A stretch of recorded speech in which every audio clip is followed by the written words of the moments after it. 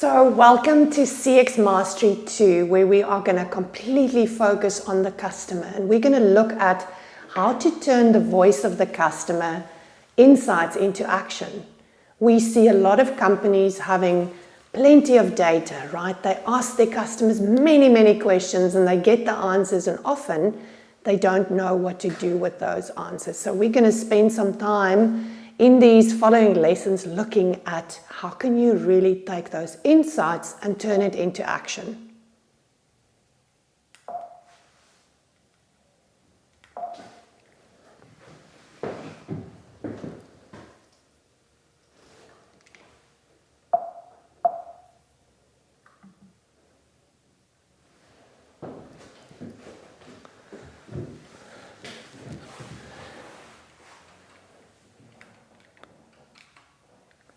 So let me take you through the agenda for this course.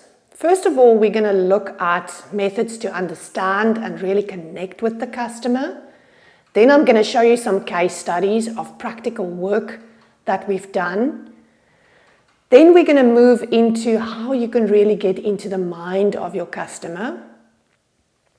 And then I'm going to share with you how to embrace angry customers and use them to solve problems for you. And then I'll end off with some research tips and tricks. So let's start. Lesson 1, I am going to share with you some of the methods and very practical tools that you can use to understand your customer. And we're going to start with just talking about a persona, right? And when I say persona, some of you might say, well, we have a persona, but I really want you to focus on how we do personas so that they help our design teams, right? So a persona for us is a character with which the design team can engage. They contain demographic and personal details, but we go a lot deeper, right? We look at attitudes, we look at their fears, we look at their feelings, their goals, their motivations, and their needs. And we look at the stories, and we use those stories that they tell about their lives so that we can better understand how we can, as a brand, play a role in their lives. So we make these personas real people that you almost inevitably fall in love with. You inevitably want to solve problems for them. So I'm going to start by telling you how not to create personas, all right? So please do not go and spend months and months and months looking at data without speaking to customers, right? I want you to get out there and speak to customers. I also think that just defining psychographics and demographics in a spreadsheet and presenting it like that is not going to get you anywhere, right? Spreadsheets don't naturally tell a story. And what you need here is a warm-blooded human person that you can present to people and introduce to people just like you would your best friend. Also, if you present your spreadsheets to people and think that they're going to design empathy into the journey, that's often where teams go wrong, right? So if we present the real person and we infuse that into the journeys, then that's where you're going to get real differentiation.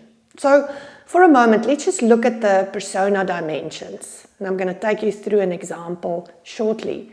So first of all, what's the job and the task they need to get done? What is their motivation behind wanting to do that? What is their main barrier to achieving the goal? What are their pain points? Who are they? And give us a little bit of, their story and their personal details. How do they feel about the task that needs to be accomplished? What are their fears if it doesn't get done? What are their needs? And what will it mean to them to get this particular situation resolved? And this might be very much around what you want them to do, but it's also important to look a little bit wider, just at their lives. This is another persona template that I wanted to share with you. And really, there's no right or wrong way to do this, right? There's your way. You need to find what are the best things that you want to capture in your organization. So let's make it very practical. And I'm going to take you into an example of someone close to you maybe have just passed away and you need access to their phone, right? This has happened to many people, and usually when this happens, the emotions are very high. So let's look at, building a persona for this person. So if we build a persona for the next of kin, the job to be done here is they want to unlock their deceased family member's phone, right? The feelings there is of sadness, loss. It's very difficult and a confrontational task as it evokes a lot of emotions. You might be feeling completely overwhelmed, dealing with so many other things in that moment. So the goal here is they want to cancel their contract and any subscriptions that they might have. We want to make contact with people they have in their contact list, retrieve and store some sentimental information, wipe the device, find some closure, peace of mind, and healing through that process. Then the fears. They might fear what they find. They might fear losing some of the precious memories. They might fear the financial impact of an ongoing contract and subscription, right? So the main barriers here is they're unable to access the account, the device, or the password. They don't have a password. There's no clear journey from the phone manufacturer on how to do that. And then what they need is a clear journey, someone to hold their hand and guide them, simple steps to manage the process from beginning to end. And we often get stuck on this and try and get the demographics right of this process. And this is not an exact science. It's merely to build empathy and make them memorable. All right, so that gives you the storyline for the next of kin. Now we want to take what we've done there and we want to make it a lot more human, right? So we've got the goals, the main barriers, the feelings, the fears, and the needs. And now we're going to tell a story. Right, so we introduce a character, and this character is Samuel. And the story is that Samuel tragically lost his wife in a car accident, leaving him behind with 2 small children. He's devastated. They've known each other since they were 16. They've been married for 10 years. Samuel's desperate to get into his wife's phone to retrieve all the memories captured on it and make contact with her friends. His kids keep on phoning the device to hear a voice message. This breaks his heart. Do you see immediately when you look at the story, it comes alive, right? Now I can feel it under my skin, and that's what you want for a persona. If I look at what we had here in the table, right, that's impersonal. That's our spreadsheet, right? If I look at what we've done here with the story, now we're going to make it even more personal, right? Now we're going to give Samuel a personality and a face. We're going to give him, now we have the demographic data, but we feel sad with Samuel, right? We feel empathy for Samuel. We want to solve this problem for Samuel.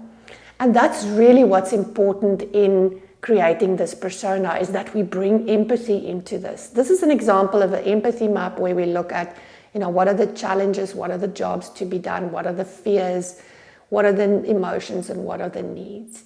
And I want you to take the templates that I show you and come up with something that's going to work for your organization, something that you like, something that you think is going to make your character rich, so that this character can help you design the best possible journeys.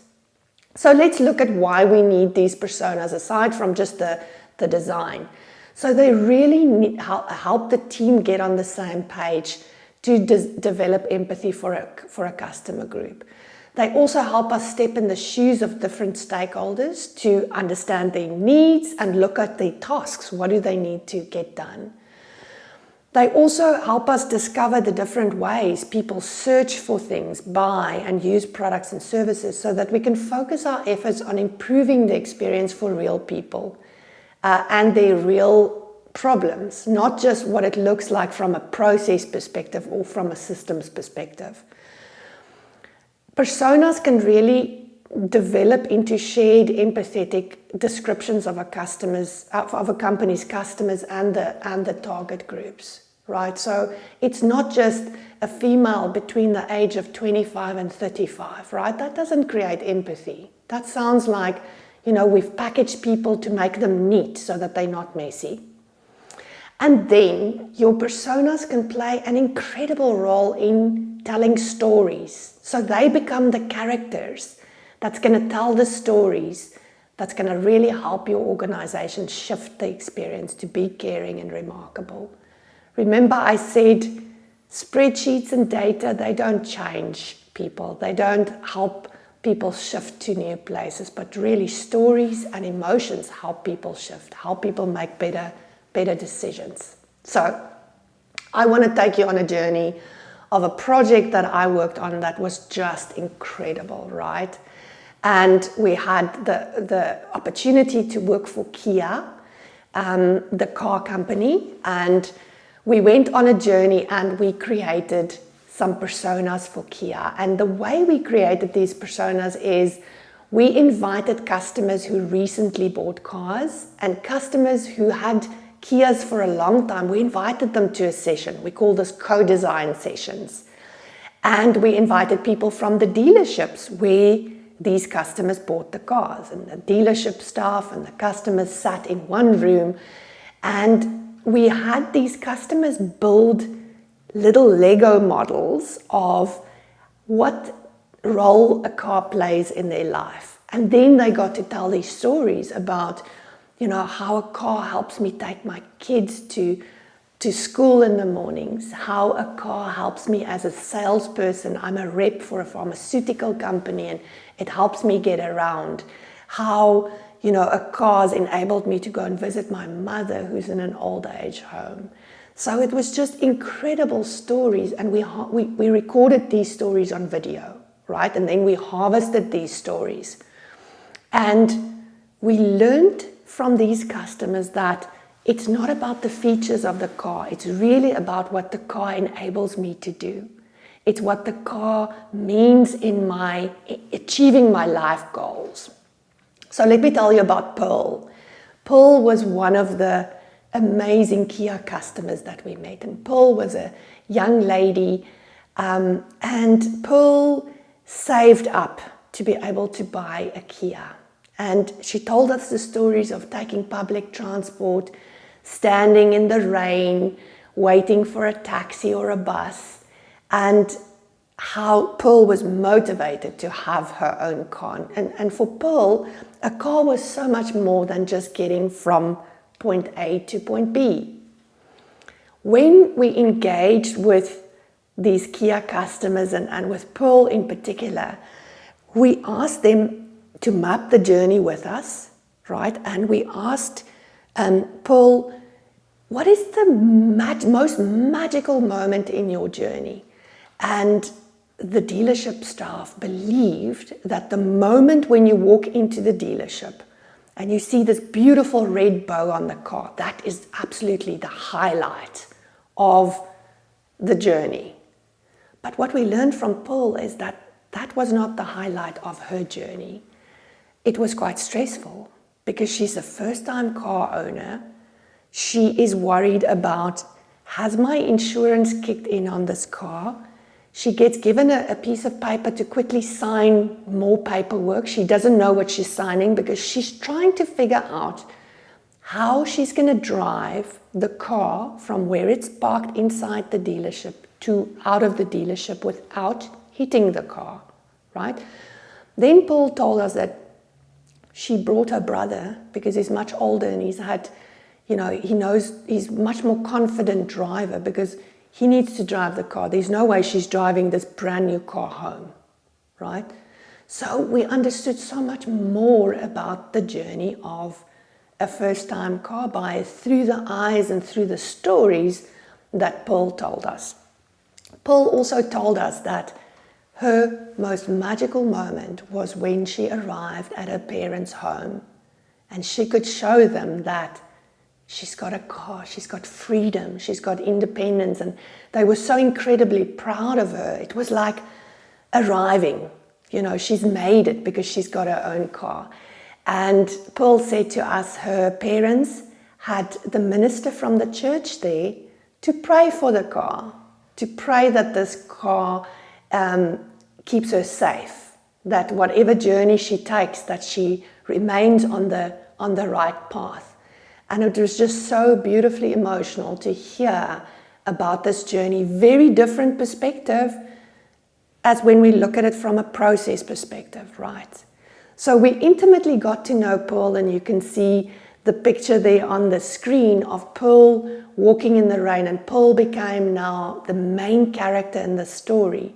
And every part of this journey we designed for Pearl, because we knew that, you know, Pearl is a warm-blooded person, and she's got emotions, and she's excited about life. And this car is really enabling Pearl to go where she wants to go to.